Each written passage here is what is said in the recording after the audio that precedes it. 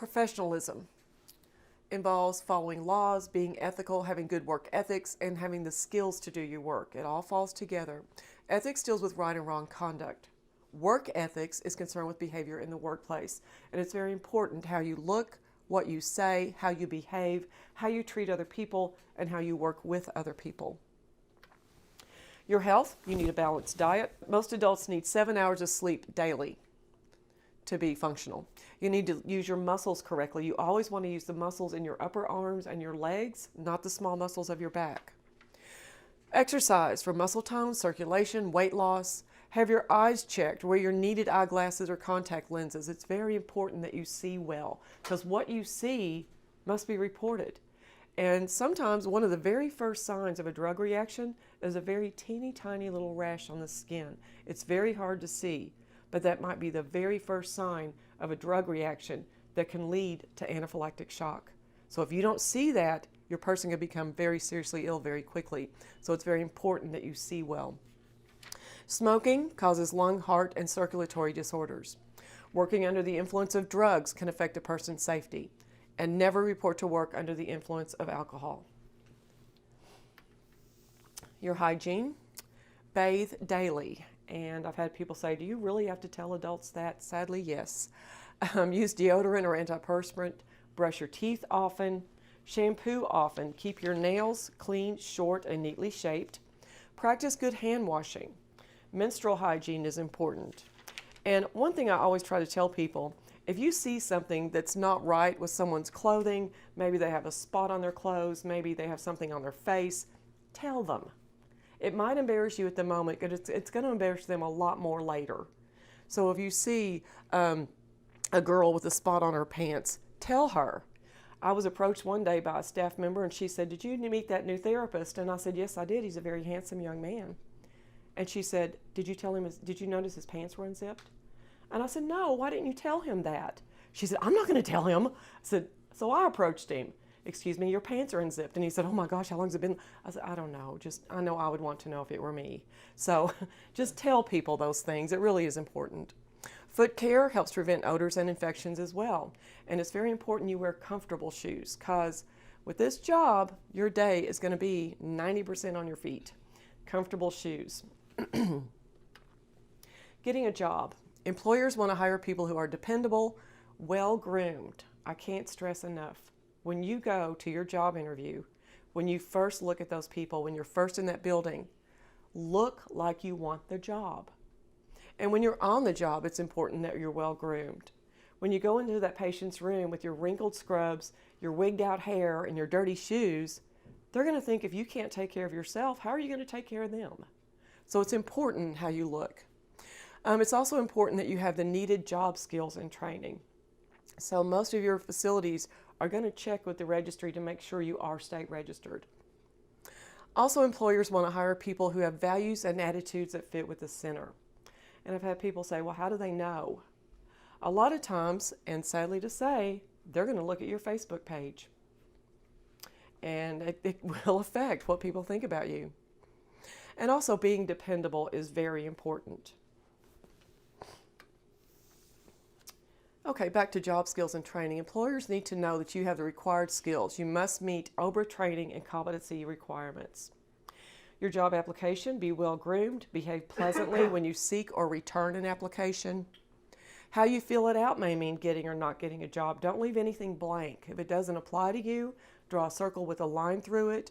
Draw N/A, which means not applicable, but don't leave anything blank.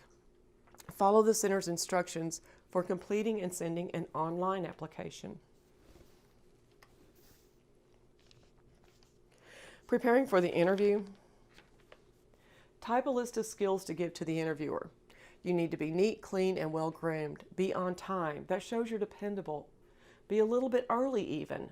When you approach the desk, tell them your name and who you are there to see. You need to know that person's name. When you sit and wait to be met by the interviewer, be patient, be calm, be professional, because a lot of times they're going to go ask the receptionist, what was your attitude when you came in while you were waiting? Greet the interviewer in a polite manner. Stand until you're asked to take a seat. Good eye contact is needed. It shows you have confidence. Watch your body language. Avoid distracting habits. Don't cross your leg and swing your foot. Don't twirl your hair on your finger. And above all, in an interview, don't ever, ever, ever chew gum. Very inappropriate. Keep your mind on the interview and give complete and honest answers. If they tell you that they utilize this one piece of equipment, have you ever used that before? And you haven't? The answer is no, I haven't, but I'm eager to learn. During the interview, speak clearly with confidence. Avoid short and long answers. Share your skills list. Ask questions at the end of the interview. Ask them the things you want to know: the pay rate, the work hours, uniform requirements, new employee orientation. How long does it last? What if I don't have everything I need to know? Ask about benefits, career advancement opportunities. And always review the job description with the interviewer. Accept the job that is best for you. Agree on a starting date, a pay rate, and work hours. Find out where to report on your first day. If you are working at night, how do I get in the building? Who am I supposed to meet? You need to know those things when you go onto your first day. Ask for and read the employee handbook and other center information before you start working. Okay, once you're hired, you'll be assigned to orientation. The new employee orientation, you'll review the center's policy and procedure manual. Your skills are checked. Very often they'll have a list of skills that they would like to see you perform to show that you actually know how, and you do it to meet their policies.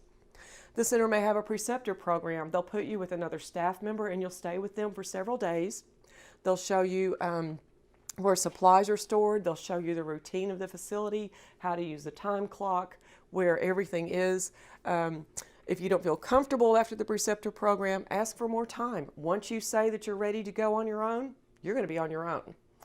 So if you don't feel comfortable, let them know. Preparing for work. To keep your job, you must function well and work well with others. Work when you're scheduled. Get to work on time. And that means when you clock in, you go to the floor. You don't clock in and go to the break room to catch up on all the gossip. See it all the time. You stay the entire shift. Absences and tardies are common reasons for losing a job. It's very important that you're there, because not only do the residents suffer when you're not there, but your coworkers do too. If you don't call and say, I'm going to be an hour late, they're scrambling, trying to get everything done because your assignment is made before you're there. Childcare. Plan for childcare. Who's going to watch your children when you leave for work, while you're at work, before you get home from work, and during emergencies? You have 3 children. You live in Lexington. You're getting ready to go to work. You have to leave the house at 6:30, and suddenly you hear, no school in Fayette County. What are you going to do with your children? You need to know. And always plan for transportation needs. Teamwork on the job. Practice good work ethics.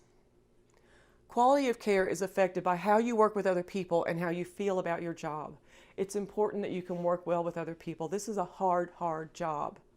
It's not only hard on your body, it's hard on your mind and your soul. You have to work together. You don't have to like everybody. That doesn't happen. But you do have to get along and be professional and help each other. And how you feel about your job is very important as well.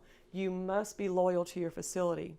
If you don't like your job, bow out gracefully and move on. You don't go out in public and say, I wouldn't take my dog to that place. That nurse is so stupid, I don't know how she keeps her job. Don't do that. You're not happy there, you need to move on. Attendance, report to work when you're scheduled and be on time. Follow the center's attendance policy. Some places like for you to clock in 15 minutes before the shift begins and clock out no later than 15 minutes after the shift ends. Just know your center's policy. Be ready to work when your shift starts. Stay the entire shift, and when it's time to leave, report off duty to your nurse. Okay, teamwork standards.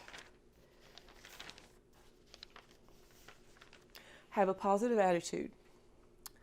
Avoid gossip. And sadly, no matter where you work, it's there. But you can stay away from it. You can avoid it. You can even nip it in the bud. So I know I've had to tell people that I really didn't want to hear about things. One girl stopped me and she said, oh, did you hear about Betty Ann? And I finally had to tell her, you know what? If it's not nice, I don't want to hear about Betty Ann. And so you just meet people like that. Privacy and confidentiality are resident rights under OBRA, but so are your center and coworker information. Personal hygiene and appearance are very important as well. Your speech and language must be professional. And it's not unusual for people to use slang terms or words that are common, but you have to be professional because you're in a professional setting. So watch your language. Courtesies are needed. If you bump into someone, excuse me. If you see someone running toward the door and their hands are full, hold the door for them. They're going to get on the elevator, push that button to keep the door open until they get there. Just be courteous. Personal matters cannot interfere with the job. Leave for and return from meals and breaks on time. And that's very important because the meals are staggered, so everybody gets one. So maybe, like for the facility where we do clinicals, the nursing assistants start their breaks at 10:15. They have to be there at 6:30. The first one goes to lunch at 10:15, the next one at 10:30, the next one at 10:45, and the last one goes at 11. Everybody gets half an hour. But the floor is covered while everybody is gone. But if you don't get back on time, the next person can't go on time. You must protect residents, families, visitors, coworkers, and yourself from harm. If you see something harmful or something that could be dangerous, fix it or report it right away. Plan your work so you can give safe, thorough care and make good use of your time. There's always something that needs to be done. Stress. Stress is the response or change in the body caused by any emotional, physical, social, or economic factor. Stress affects the whole person. Prolonged and frequent stress can threaten your health. You need to deal with stress. Stress affects you, the care you give, the person's quality of life, and how you relate to your coworkers.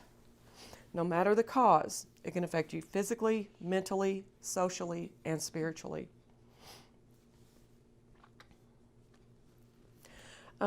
Guidelines to help you reduce stress, and you can refer back to this on page 47.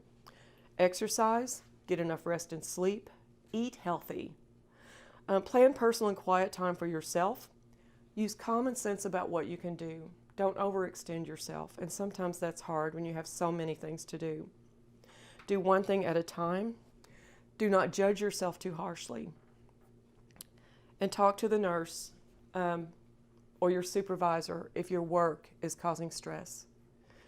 There's always someone that can help you, even if it means just changing your assignment for a few days. Okay, next is harassment.